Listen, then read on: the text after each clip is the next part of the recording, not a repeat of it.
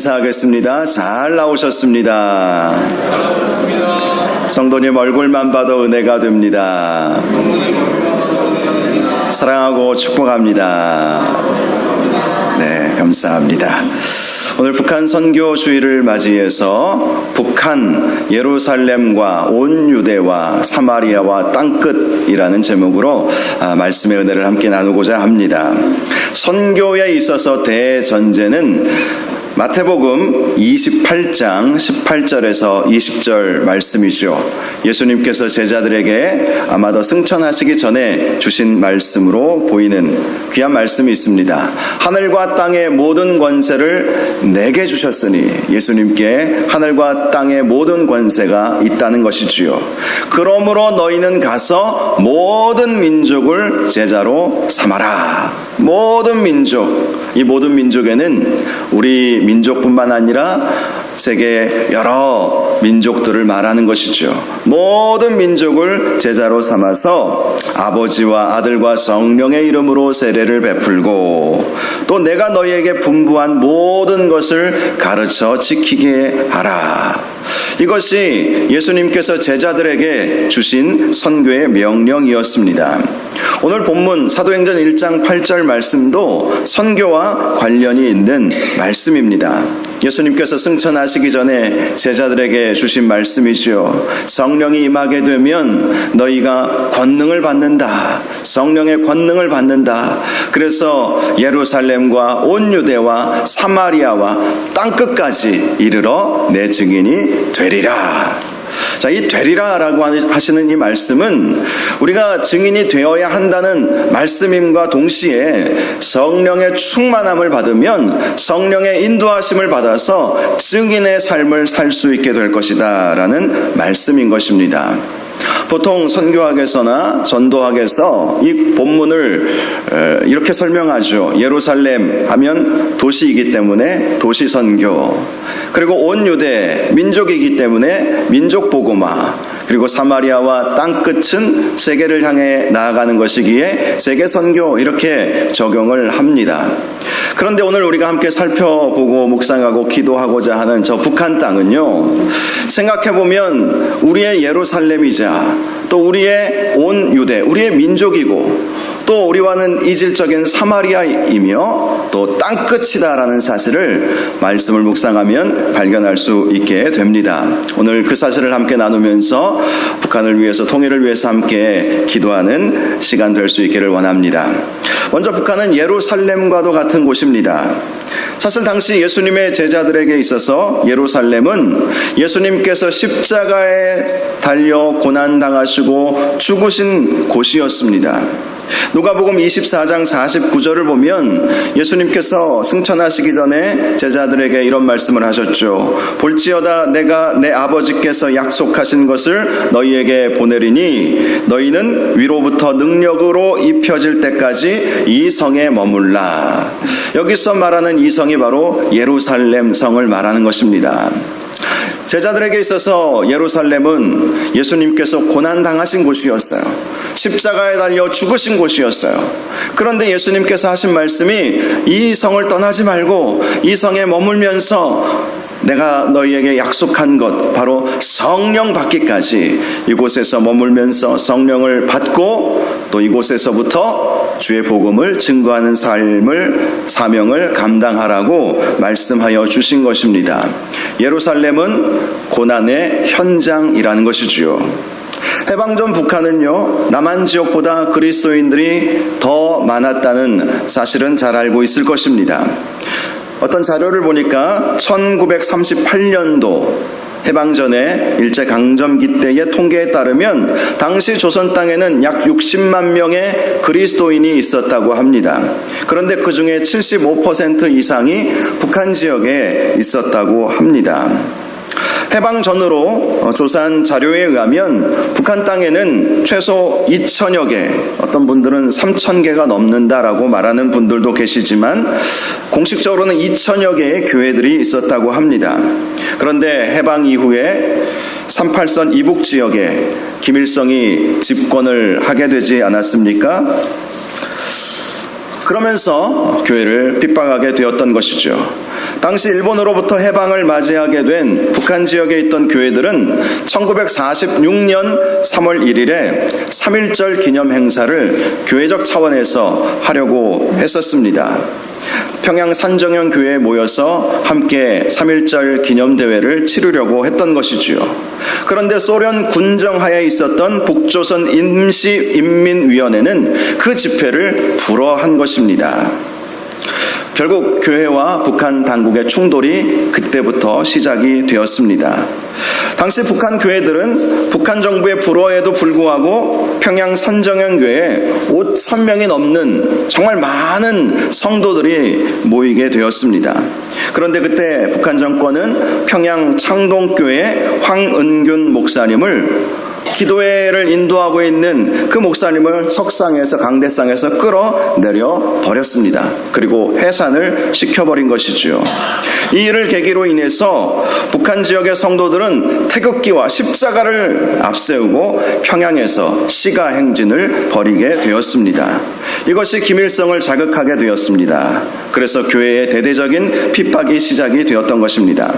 또 하나의 사건이 있었는데 당시 북한 정부는 1946년 11월 3일에 선거를 치르려고 했습니다. 그런데 11월 3일이 주일이었던 거예요. 당시 북한 지역에 교회와 성도들이 많은 영향력을 끼치고 있었기 때문에 교회들은 주일에 선거를 하는 것을 우리는 받아들일 수 없다라고 하면서 반대하고 나섰던 것입니다. 결국 이에 분노한 북한 정권은 1946년 11월 25일부터 30일까지 미신타파 돌격 기간이라는 기간으로 정하고 대대적인 반기독교 정책을 벌이게 되었던 것이지요.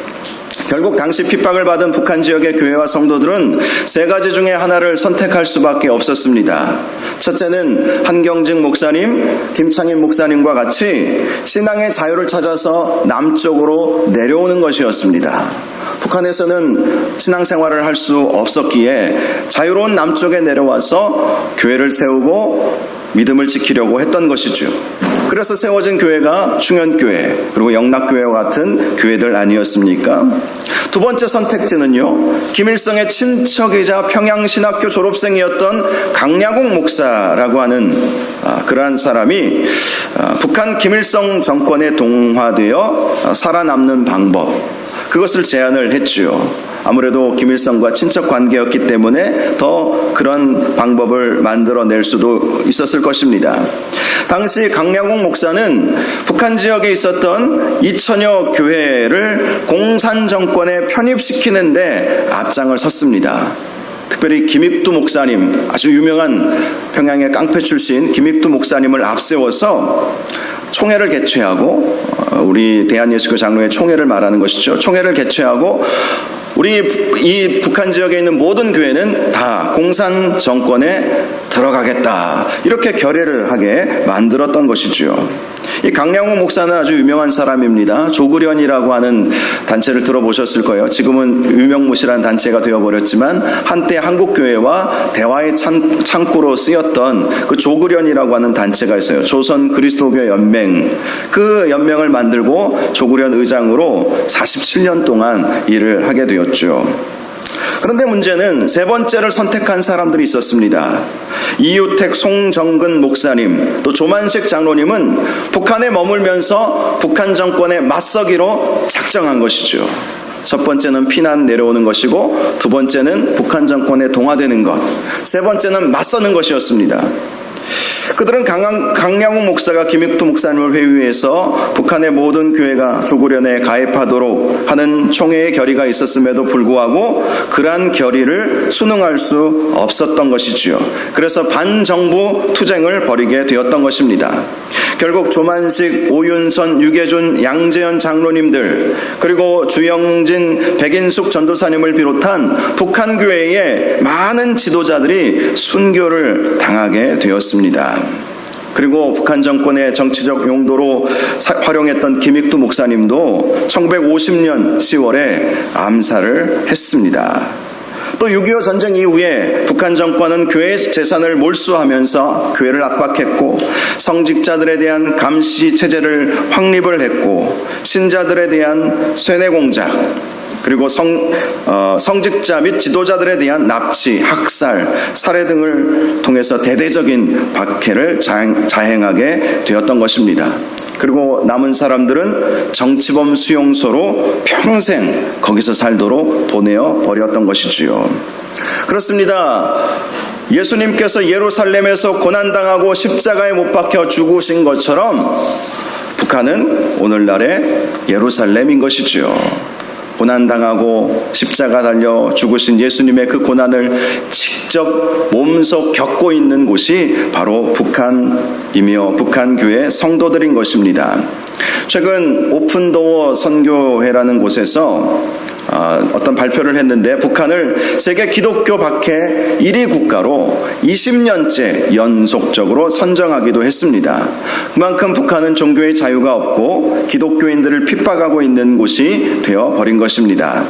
그런 의미에서 북한은 지금 고난당하고 있고 압제당하고 있고 그리고 고통당하고 있는, 과거 예수님께서 예루살렘에서 십자가 지셨던 것, 그런 아픔이 있는 곳이 바로 북한인 것이죠. 그래서 우리가 오늘날 고난의 현장에 있는 그들에게 나아가 복음을 전하고 그들의 그 아픔을 하나님 치유하여 달라고, 하루속히 통일을 이루어 달라고 우리가 기도해야 할 사명이 우리에게 있는 것입니다. 두 번째, 북한은 온 유대입니다. 온 유대라는 것은 같은 민족을 의미하는 것이지요. 북한은 지난 5천여 년간 우리와 역사를 공유하고 있는 한 민족이며 한 형제입니다. 같은 말을 쓰고 있고 같은 음식을 먹고 있고, 남한에 살고 있는 실향민들의 부모, 형제, 일가, 친척들이 살아가고 있는 곳입니다. 우리나라 헌법 3조를 보면 대한민국의 영토는 한반도와 그 부속 도서로 한다라고 되어 있습니다. 대한민국 영토가 38선 이남 아니면 휴전선 이남으로 되어 있지 않아요. 헌법에 보면 대한민국의 영토는 38선을 기준으로 나누어진 것이 아니라 전체 한반도 그리고 그 부속 도서, 즉 섬들을 말하는 것이죠. 우리나라 근본 정신이 담겨있는 헌법에서도 결코 저 북쪽 땅을 다른 민족, 다른 나라로 규정하고 있지 않다는 것입니다. 얼마 전에 베트남 선교를 하시고 지금은 국내로 들어오셔서 북한 선교를 하시는 선교사님을 만나 뵌 적이 있었는데요. 그분이 한국에 오셔서 북한 선교를 하려고 한 계기가 있었는데, 그것은 베트남에서 따이한을 만나면서부터였다고 합니다. 따이한이 어떤 사람들인지 아십니까? 과거 베트남 전쟁 당시에 파병된 한국 군인과 베트남 여성 사이에 태어난 사람들을 말하는 것입니다. 통계 자료에 의하면 약 10,000여 명의 따이한들이 베트남에 있다고 합니다. 이 선교사님 부부가 베트남에서 선교하시다가 이 따이한들을 만나게 된 거예요. 그러면서 그들을 보면서 같은 민족임을 느끼게 되었던 것이죠. 그래서 그 자매들을, 또 그 형제들을 사랑으로 잘 섬겨주다가 이제 은퇴하시고 남한 땅, 한국 땅으로 오게 된 것이죠. 그러면서 이제 사역의 마무리를 우리 민족을 향한 사역을 해야 되겠다, 특별히 북한 선교를 해야 되겠다, 이런 마음을 갖게 되었다고 합니다. 그 선교사님이 북한 선교를 하게 된 계기가 민족에 대한 사랑 때문이었다는 것이죠. 온 유대를 품고 가야 되지 않겠는가. 온 유대는 저 북한 땅도 포함되는 개념이기 때문에 이 선교사님이 이제 베트남 사역을 마무리하고 온 유대 사역으로 우리 민족을 향한 사랑의 마음으로 사역을 하게 되는 것이죠. 사도 바울도 이방인의 사도로 부름받았지만 자기 민족을 그 누구보다도 사랑했습니다. 그래서 그는 기회가 주어지는 대로 유대인들이 있는 회당에 들어가서 먼저 복음을 전했지요. 로마서 1장 16절을 보면 내가 복음을 부끄러워하지 아니하노니 이 복음은 모든 믿는 자에게 구원을 주시는 하나님의 능력이 됨이라. 먼저는 유대인에게요 그리고 헬라인에게로다. 사도 바울은 이방인의 사도로 부름받았지만 항상 자기 민족을 먼저 염두에 두고 있었던 것입니다. 먼저는 유대인에게, 내가 복음을 부끄러워하지 않고 유대인에게 먼저 복음을 전하겠다라는 마음을 항상 가지고 있었던 것입니다. 심지어 로마서 9장 3절을 보면 나의 형제 곧 고륙의 친척을 위하여 내 자신이 저주를 받아 그리스도에게서 끊어질지라도 원하는 바로라 라는 말씀도 했습니다. 무엇을 원하는 것일까요? 민족의 복음화를 원했던 것이죠. 유대인들이 예수 믿을 수만 있다면 내가 그리스도께 저주를 받아도 나는 괜찮다. 우리 민족이 살아날 수만 있다면, 우리 민족이 예수 믿어 구원받을 수만 있다면 나 하나쯤 버림을 당한다 할지라도 나는 개의치 않겠다. 이런 마음을 가졌던 것입니다. 민족 사랑이 정말 중요한 것이죠. 모세도 그랬습니다. 이스라엘 백성이 출애굽 이후에 시내산에 도착하지 않았습니까? 그때 모세는 하나님과 대면하기 위해서 40일 동안 시내산 안으로 들어갔습니다. 그런데 시내산 아래에서는 모세가 내려오지 않자 이스라엘 백성이 금송아지 우상을 만들면서 이것이 하나님이다 라면서 그 금송아지에게 제사를 지내는 일이 있었습니다. 결국 하나님은 크게 실망을 하게 되었죠. 그러면서 하신 말씀이 앞으로 나는 가나안 땅까지 이스라엘과 함께하지 않을 거다. 이렇게 말씀을 하신 것입니다. 그러자 모세가 하나님께 이런 말씀을 드렸습니다. 출애굽기 32장 32절을 보면 그러나 이제 그들의 죄를 사하시옵소서. 그렇지 아니하시오면 원하건대 주께서 기록하신 책에서 내 이름을 지워버려 주시옵소서. 민족을 너무나도 사랑했기에 모세는 자신의 이름이 하늘의 생명책에 지워질지라도 하나님 우리 이스라엘 민족, 내가 사랑하는 우리 민족 용서하여 주시고 가나안 땅까지 함께하여 주옵소서. 그렇게 기도를 드렸던 것입니다. 결국 하나님은 뜻을 돌이키시고 모세가 기도한 대로 그들과 함께하겠다고 약속해 주신 것이죠. 그렇습니다. 민족을 사랑하는 것, 그것은 하나님의 자녀로서 마땅한 일입니다. 우리 민족은 우리 남한 땅만이 아니라 저 북한 땅에 살아가고 있는 우리 북한 동포들도 우리의 민족이죠. 온 유대인 것입니다. 온 유대 안에 포함되는 거예요. 그래서 우리가 저 북한 땅에 민족을 사랑하는 마음으로 복음을 전해야 하는 것입니다. 세 번째 북한은 사마리아입니다. 사마리아의 역사는 이스라엘이 솔로몬 이후에 나라가 분열되면서 시작이 되었죠. 남유다 왕국과 북이스라엘 왕국으로 갈라지지 않았습니까? 솔로몬이 죽은 이후에 솔로몬의 아들 르호보암이 왕이 되었습니다. 그런데 르호보암은 유다 지파와 베냐민 지파를 제외한 나머지 10개 지파로부터 신임을 얻지 못했습니다. 그의 강제 부역과 높은 세금으로 인해서 10개 지파의 반발을 사게 된 것입니다. 결국 10개 지파는 여로보암을 중심으로 새로운 나라를 건설하게 되었고 수도를 사마리아로 삼게 되었습니다. 그러다가 약 200여 년간 19명의 왕이 사마리아를 중심으로 북이스라엘을 다스리게 되었고 아수르 제국에 의해서 기원전 722년경에 멸망하게 되었던 것이죠. 북이스라엘을 멸망시킨 아수르는 사마리아에 자기 민족 사람들을 이주시켰습니다. 결국 그러한 이주 정책으로 사마리아는 이스라엘과 아시리아 사람들의 혼혈 민족이 되었던 것입니다. 그런데 이러한 주장은요, 유대인들의 주장이라고 사마리아인들은 반발을 합니다. 실제로 당시 사마리아 사람들은 그렇게 생각하지 않았어요. 우리가 정통성을 가지고 있다. 우리가 모세의 진정한 후손이다. 우리의 예배, 그들의 예배는 그리심산에서의 예배였죠. 유대인들은 예루살렘 산에서의 예배였다면 그들은 그리심산에서의 예배, 그 예배가 더 진정한 예배라고 그들은 믿고 있었어요. 그 사실은 우리가 예수님과 사마리아 여인과의 대화를 통해서도 알 수가 있지요. 한마디로 유대인과 사마리아인은 같은 민족적 배경을 가지고 있으면서 무엇인가 서로 다른 이질적인 사람이었던 것입니다. 우리 남한과 북한도 사실 그렇죠. 남한 사람들 입장에서는 북한은 우리와는 뭔가 좀 달라진 사마리아인처럼 보일 것입니다. 같은 민족적 배경과 역사를 공유하고 있지만 분단 75년을 지나면서 서로 많은 것이 달라졌기 때문입니다.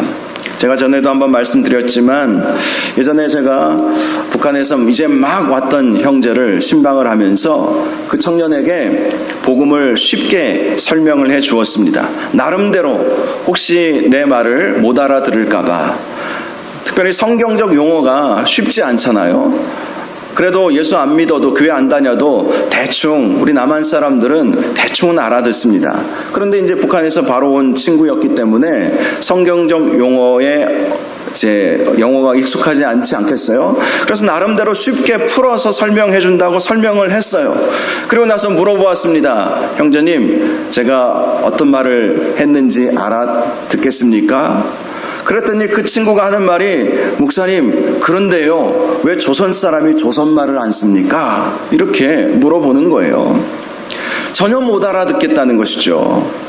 같은 한국말을 쓰는 것 같지만 사실 우리의 언어는 굉장히 많은 외래어들이 들어와 있지 않습니까? 그래서 전혀 제가 생각해봐도 크게 무슨 외래어를 쓴 것 같지 않은데 전혀 말을 못 알아듣겠다고 하는 것입니다. 남북한이 서로 이질적으로 달라진 것은 언어만이 아닙니다.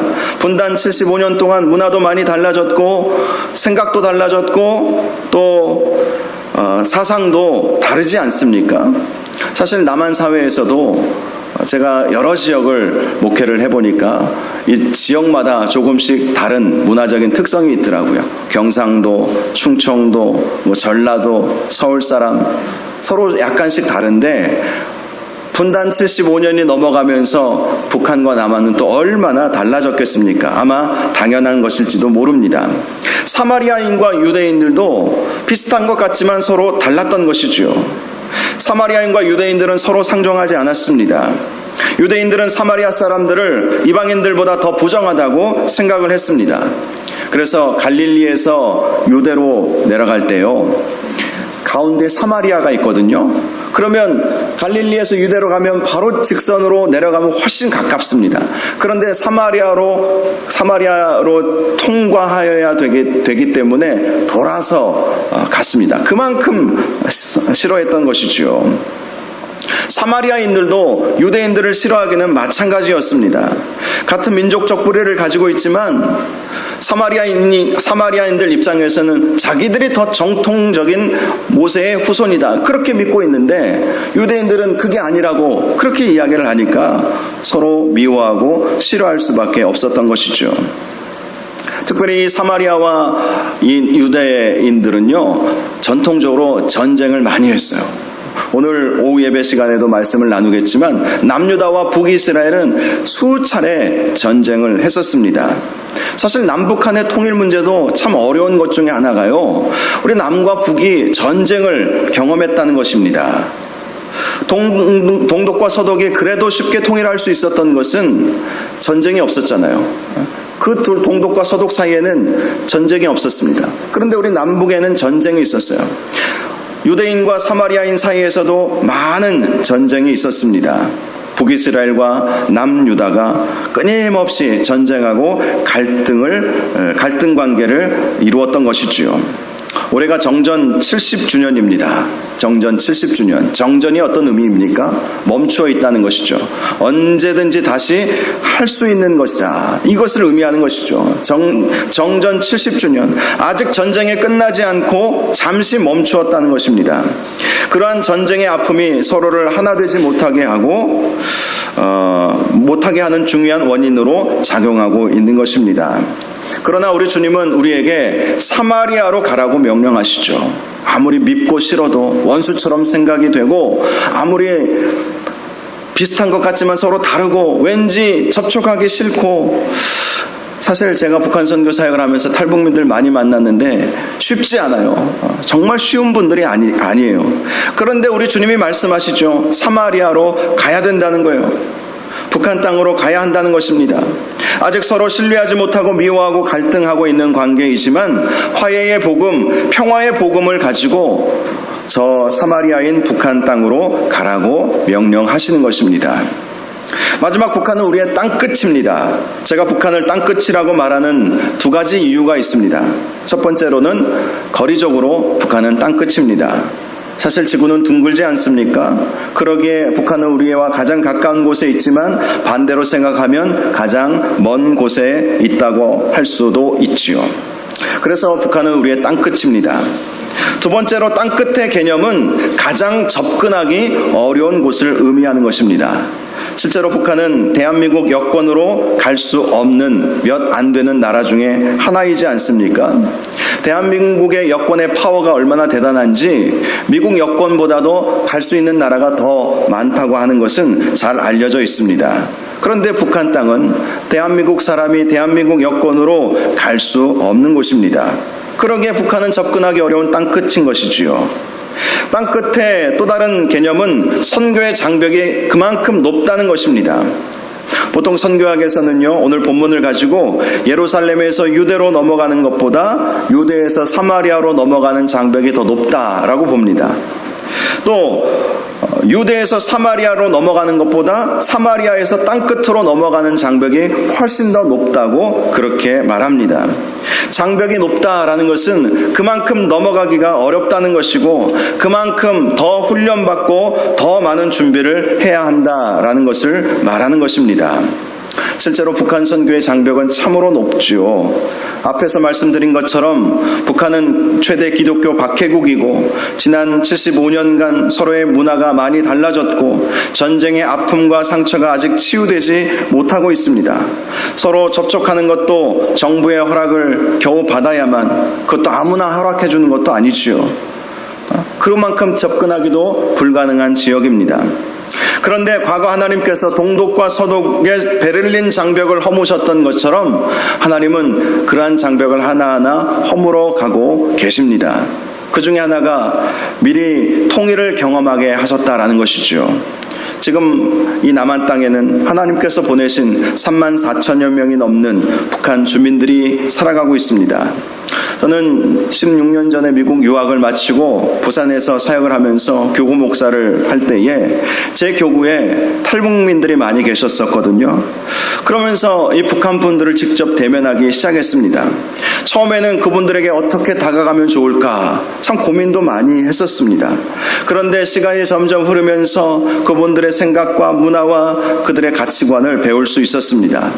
그리고 선교국 사역과 함께 북한 선교 사역을 하면서 그분들에 대한 이해의 폭을 더 넓힐 수 있었습니다. 한마디로 하나님은 저에게 통일 시대를 먼저 살아볼 수 있도록 경험케 하여 주신 것이지요. 대전에는요, 약 600여 명의 탈북민들이 계시다고 합니다.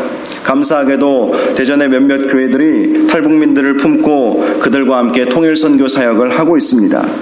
저도 처음에는 아름아름 알아보고 우리 교회에 탈북민들이 좀 오셔서 함께 북한 선교를 하면 좋겠다, 이런 마음도 사실은 있었어요. 그런데 와서 보니까 정말 잘 하시는 교회들이 있더라고요. 대흥교회라든지 또 한밭제일교회라든지 또 대전 온누리교회라든지 또 어떤 목사님은 북한 선교를 이렇게 추구하는 목사님은 아니신데 말씀을 들어보니까 어떻게 하다 보니까 탈북민들이 오셔서 한 20여 명이 교회 안에 들어오게 되었었다고 이야기하시더라고요. 정말 잘하시는 목사님들이 계셔서 내가 또다시 무슨 탈북민들 사역한다고 하면 왠지 잘하시는 분들 이거 데리고 오는 그런 일이 있을 수도 있겠구나라는 생각으로 측면에서 돕는 일을 해야 되겠다, 이런 생각을 하게 되었던 것이죠. 얼마 전 기독교 통일 포럼에서 들은 이야기인데요. 현재 34,000명의 탈북민 중에 10,000명 이상이 기독교인이 되었다고 합니다. 놀라운 일이 아니겠습니까? 10,000명 이상이 그리스도인이 된 거예요. 더 감사한 것은 그분들 중에 200명이 넘는 신학생들과 목회자들도 배출하게 되었다는 거예요. 대부분 다 통일을 준비하고자, 또 물론 탈북민들 목회도 하겠지만 정말 통일 시대를 준비하고자, 북한 선교를 하고자 사명감을 갖고 목회자로 헌신한 탈북민들이 200명이 넘는다는 거예요. 이렇게 하나님은 탈북민들을 남한교회에 보내셔서 미리 통일을 살게 해 주신 것입니다. 그 외에도 북한 선교의 장벽이 아무리 많이 높다 할지라도 지금 많은 선교단체들과 선교사님들이 북한에 복음이 들어갈 수 있도록 정말 많은 노력들을 하고 있습니다. 며칠 전에는 서울의 TWR이라고 하는 북방 선교 방송을 제가 방문을 한 적이 있었습니다. 서울에 일이 있어서 일을 보고 또 거기에 직접 제가 가보았는데요. 북방 선교 방송 사역을 소개를 받아보니까 물론 우리가 잘 알고 있는 아세아 방송도 북한에 라디오 방송을 하지 않습니까? 그 방송국도 작은 규모이지만 하루에 3-4시간씩 북한 지역에 전파를 이 설교와 또 복음을 이렇게 보내는 그 일들을 하시더라고요. 그래서 제가 물어봤어요. 선교사님, 북한에서 북한 동포들이 이 TWR을 통해서 보내는 이 소식을, 이 복음을 듣는지 어떻게 아십니까? 물어봤습니다. 사실 그렇잖아요. 정말 듣는지 안 듣는지 우리가 어떻게 알겠어요. 그런데 그 선교사님의 말씀에 의하면 여러 정보들을 조사해보면 듣는 분들이 의외로 많다. 실제 어떤 분들은요, 탈북민들 이렇게 어떻게 해서 남한까지 오게 되었는지 이렇게 물어보면 라디오 방송 듣고 오게 되었다는 분들도 많이 계세요. 그 라디오 사역을 위해서 이 단파 라디오, 이 조그만 라디오가 있더라고요. 이것을 중국을 통해서 몰래 밀반입시키는 것이죠. 사실은 그렇게 해서 보내준다고 합니다. 정말 수만 대가 지금 들어가 있대요. 그러니 그 수만 대 그 라디오를 키면 자연스럽게 그 단파 방송, 그 라디오를 들을 수 있다는 거예요. 그 TWR만 방송하는 것이 아니라 국내에서도 여러 단체들이 라디오 방송을 통해서 북한의 복음을 전하려고 하고 있고요. 또 전 세계에서 예를 들어 영국의 BBC와 같은 그런 방송에서도 한국어 방송으로 제작을 해서 북한 지역에 송출을 하고 있다고 합니다. 그러니 그 라디오 단말기만 있으면 틀면 이렇게 들을 수 있다는 거예요. 그렇게 복음을 전하는 경우도 많이 있죠. 또 고난의 행군 시절에 배고픔을 피해 중국으로 넘어왔다가 지금도 숨어 지내고 있는 탈북자들이 많이 있거든요. 그분들을 돕는 사역 지금도 계속해서 일어나고 있습니다.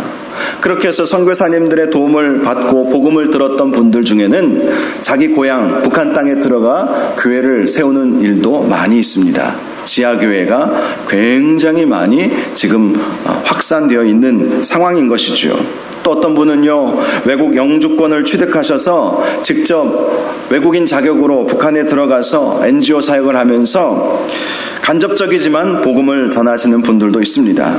그렇습니다. 하나님은 북한 선교의 장벽이 아무리 높아도 하나님은 하나님의 방법으로 지금도 사역을 하고 계시는 것입니다. 아무리 높아도 얼마든지 하나님께서는 그 일을 행하고 계시다라는 사실을 우리가 기억할 필요가 있다는 것이죠. 자, 그렇다면 구체적으로 우리가 어떻게 북한 선교를 할 수 있을 것인가? 다른 선교도 마찬가지이지만 우리 모두가 북한에 들어갈 수 있는 것은 아니지 않습니까? 설령 그렇다 할지라도 그것이 전략적이고 효율적이지 않습니다. 모든 선교에는 전략이 있어야 하듯이 북한 선교, 통일 선교도 전략이 필요합니다. 중요한 것은 북한 선교 사역은 일부 선교사님들과 선교단체에게만 맡길 사역이 아니라는 것이죠. 교회가 이 일에 함께 동참을 해 주어야 한다는 것입니다. 먼저 우리가 해야 할 북한 선교의 중요한 사역은 중보기도 사역입니다. 선교는 영적 전쟁이지 않습니까? 사단은 자기가 잡고 있는 공중 권세를 결코 놓고 싶어 하지 않습니다. 북한은 그 자체가 종교 집단이라는 말이 있죠. 어떤 분은 북한은 2,500만 성도를 거느린 주체 사상교다, 이렇게 말씀하시는 분들도 있습니다. 정말 맞는 말입니다. 요한계시록에 나와 있는 말씀처럼 바다에서 올라온 짐승이 누구였습니까? 정치 권력으로 교회를 핍박하는 자들, 그것이 바로 바다에서 올라온 짐승이죠. 북한 김일성 정권이 그런 것 아니겠습니까? 그들에게 주어진 권력으로 하나님을 맞서는 것이죠. 그들만 섬기게 만드는 것이었습니다. 에베소서 말씀과 같이 우리의 싸움은 혈과 육의 싸움이 아닙니다. 통치자들과 권세들과 이 어둠의 세상 주관자들과 하늘에 있는 악의 영들과의 싸움인 것이죠.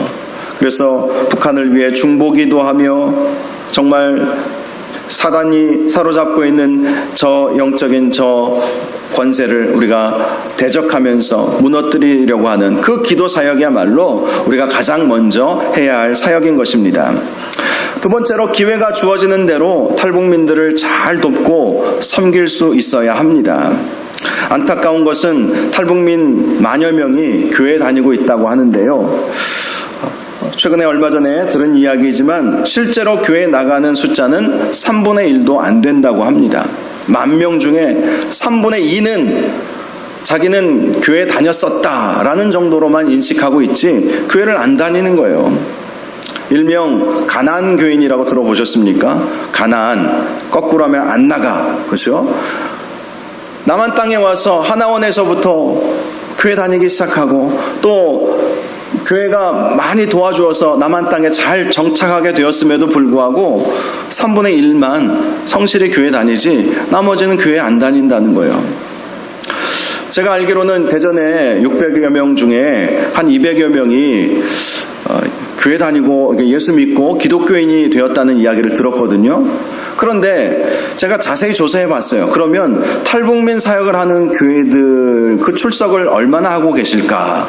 한 200명 정도 되면 적어도 한 100여 명은 이렇게 교회에 성실하게 나와야 되는 게 정상인데 조사해 보니까 제가 카운트해 보기로는 한 60명 정도밖에 안 되는 것 같아요. 나머지 3분의 2는 지금 상처를 받았든지 뭘 하든지 교회는 과거에 다녔는데 안 다니는 분들이 지금 너무나도 많은 것이죠.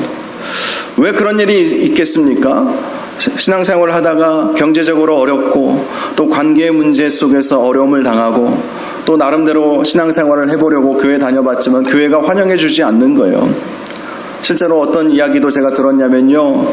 탈북민이 중국에서 선교사님 통해서 예수님을 알게 되어서 남한 땅에 와서 이제 교회에 들어갔는데 목사님을 만나서 저는 북한에서 왔습니다. 그렇게 말씀을 드렸더니 그분이 하시는 말씀이 우리는 북한 사람 안 받습니다.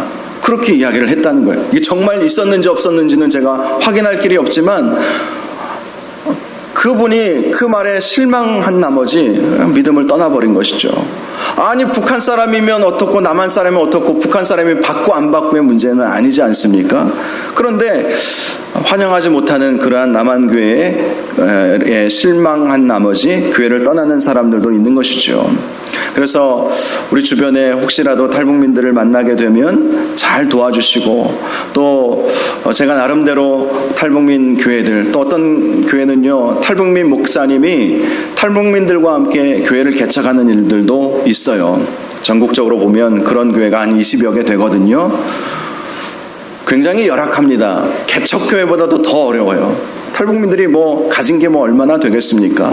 그런 교회들을 잘 돕는 것, 이것이 북한 선교, 통일 선교를 위해서 우리가 할 수 있는 일이죠. 또 하나 우리가 북한 선교를 하기 위해서는 북한에 대해서, 통일에 대해서 배우고 훈련받는 시간이 필요합니다. 선교의 핵심 원리 중 하나는 교사의 자세가 아니라 학생의 자세로 나아가야 한다는 것입니다. 북한이 어떤 곳이고 그들의 생각과 사상은 무엇이고 그들이 말하는 주체 사상은 무엇인지 우리가 알아갈 필요가 있지요. 또 통일을 어떻게 준비해야 할 것인지에 대해서도 알아야 합니다. 그래야 이념이나 정치에 매몰되지 않고 성경적 통일관을 가질 수 있기 때문입니다. 더 나아가서 북한 선교를 위한 다양한 사역들에 대해서도 배워야 합니다. 그래야 더 뜨겁게 기도할 수 있고 또 구체적으로 기도할 수 있기 때문입니다. 감사하게도 우리 교회는 한 번씩 북한 선교 학교가 열리죠. 제가 몇 번 강조를 드렸는데 북한 선교 학교가 열릴 때마다 다른 교인들이 우리 교회에 오셔서 훈련을 받고 가세요. 2번 열리지 않았습니까? 우리 성도님들 처음에 몇 번 이렇게 오셔서 이렇게 참관하고 강의를 들으셨지만 그것만으로는 부족하죠. 사실은 배워야 길이 열립니다. 알아야 우리가 길을 볼 수가 있지 않겠어요? 그래서 기회가 주어지는 대로 우리가 훈련받아야 길이 보이고 또 더 뜨겁게 기도할 수 있기 때문에 우리가 배우는 일에 열심을 내야 할 것입니다. 말씀을 정리하겠습니다. 북한은 예수님의 십자가 고난과 죽음이 있었던 예루살렘과 같은 곳입니다. 북한은 우리와 한 민족입니다. 온 유대입니다. 동시에 서로 갈등과 아픔이 있는 사마리아와 같은 곳이기도 합니다. 더 나아가 북한은 우리가 접근하기 어려운 땅끝이기도 합니다. 그런데 주님은 분명히 우리에게 말씀하셨습니다. 오직 성령이 너희에게 임하시면 너희가 권능을 받고 예루살렘과 온 유대와 사마리아와 땅끝까지 이르러 내 증인이 되리라. 성령 받아야 할 수 있는 일이라는 것입니다.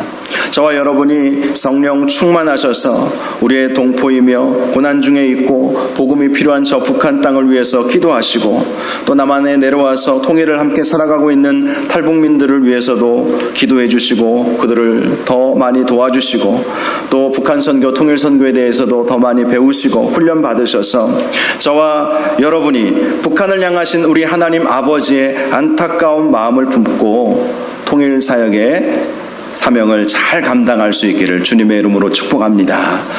사명을 잘 감당하면 하나님께서 그만큼 기뻐하시고 우리에게도 놀라운 은혜와 복을 허락하여 주실 것입니다.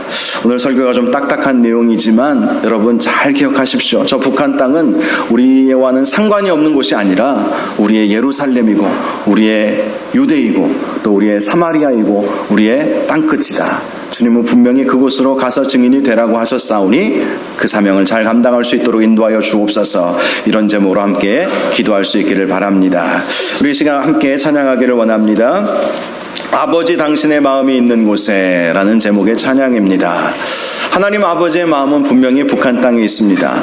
북한을 향하신 하나님 아버지의 마음을 품고 이 찬양 함께 부르시고 함께 기도할 수 있기를 원합니다.